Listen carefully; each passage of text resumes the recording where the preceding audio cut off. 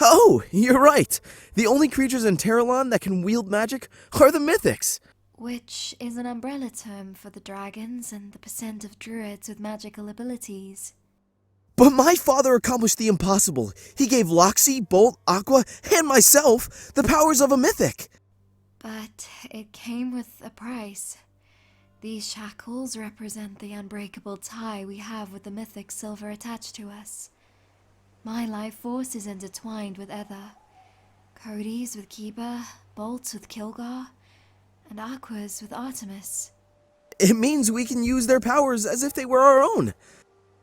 But if we stray too far from our mythic counterpart, our powers will fade. And should one of them die? We die.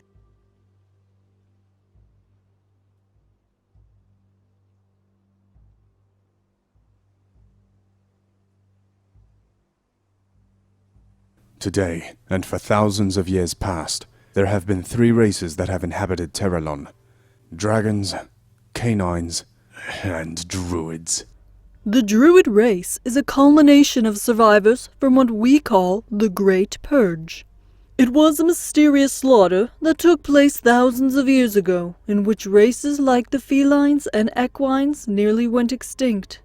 Now, the Druid Hollow houses what is left of them, as well as hybrid species like kitsunes, pegasi, and phoenix. Within each race, there are several species types. For dragons, there are lungs, wyverns, drakes, lindworms, and amphitheres.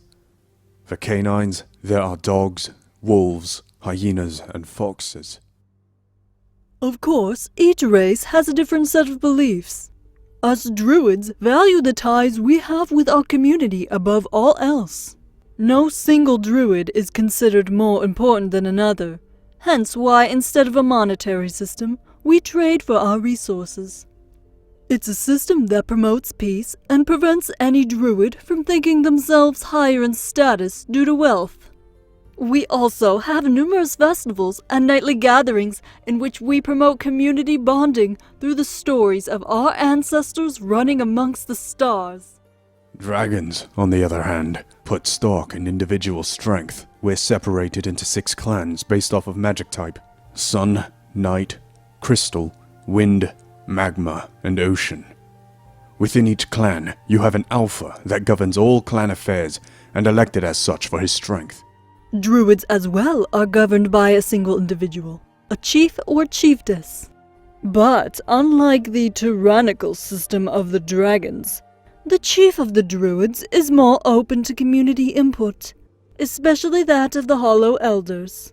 These elders are the ones who select the new chief when the old one dies.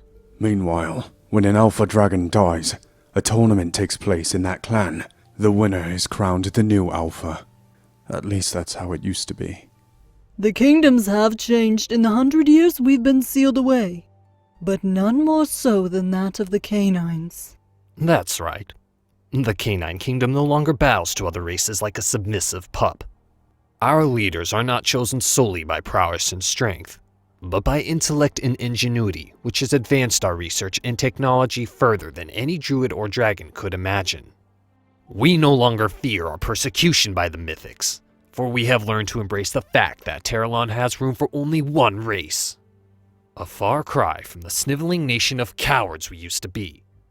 The canine race now seeks dominance.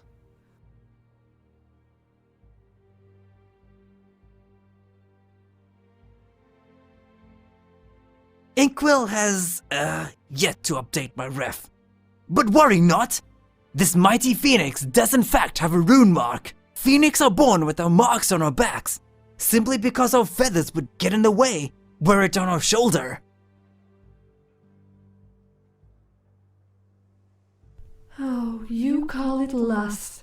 I call it my prerogative.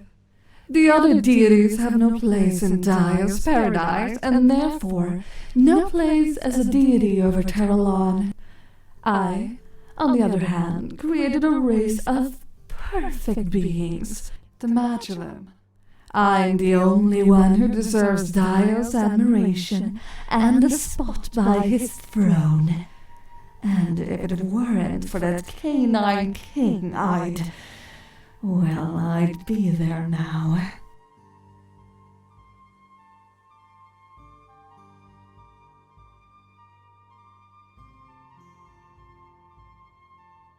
My memories from the time before my imprisonment are hazy, but this I remember with perfect clarity.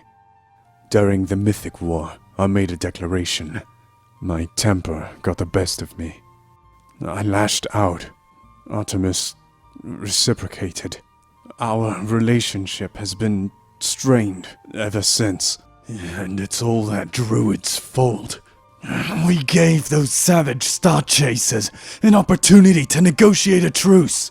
I could have ushered in a new era of peace, had Kiba seen past her veil of blatant bigotry and taken the time to contemplate the benefits of a truce before she declared an all-out war. The scars I bear are an exemplification of the druid's hypocrisy and brutality. The one on my neck made by Kiba herself. They are a reminder of the oath I have sworn, that one day the druid hollow will fall to dragon claws.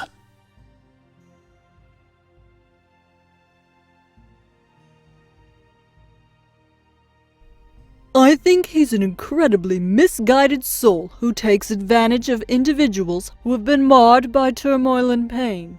He plants his deluded messages within unstable minds like some sort of disease. And even worse, he does so at the cost of innocence. I've never seen a canine so mentally unbalanced. I pity him.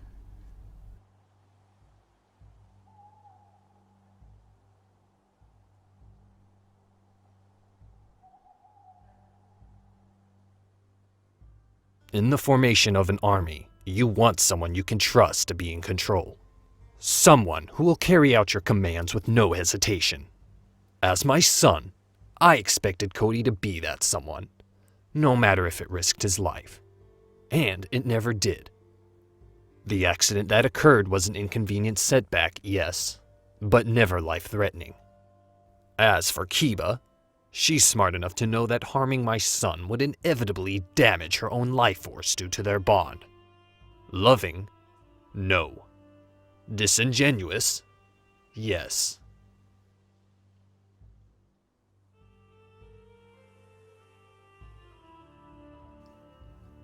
Not all twins are identical. Luna and I happen to be fraternal twins, though the differentiation in our coat colors is said to be the result of two deities involving themselves in our creation. Supposedly I was touched by the deity of death, hence my dark coat.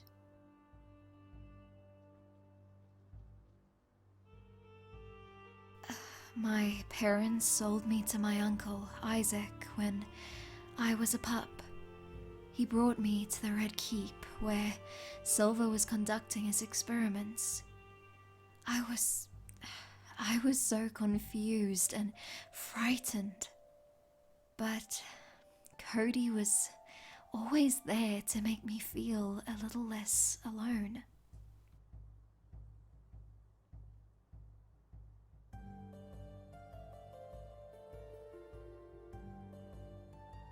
Surprisingly, not at all. Though a century passed during my imprisonment, it felt like a few seconds for me. When I woke, it was like a surge of energy was flowing through my veins. I'd never experienced anything like it. I was exhausted, and yet, at the same time, I felt almost exhilarated.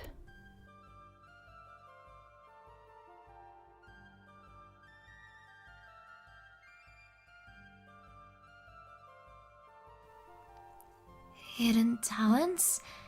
I don't. You should probably ask Cody, Bolt, or Aqua that, not me. I'm afraid I don't really have any talents, let alone hidden ones. Oh, you're right. I've never told anyone this, but sometimes I feel a really strong connection to the Athea. Almost like almost like I'm communicating with them. It's probably nothing, though.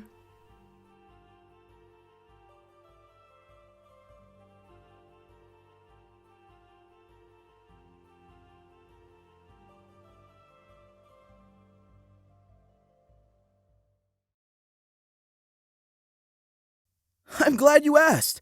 I present to you a snippet of one of the greatest canine folk songs regarding the Druids. Kiba just adores it. This one goes out to you, Kiba. Hey yo! It comes from the hollow, from the plants and the trees used to produce their herbal remedies. Don't you ever wonder why they worship the night? It's 'cause they're so high they're chasing the sky. Cody, I thought I told you not to sing that racist and largely inaccurate dribble! Come on, Kiba, you know you love it. Star Chaser. Cody! Star Chaser. Catch me if you can, Kiba.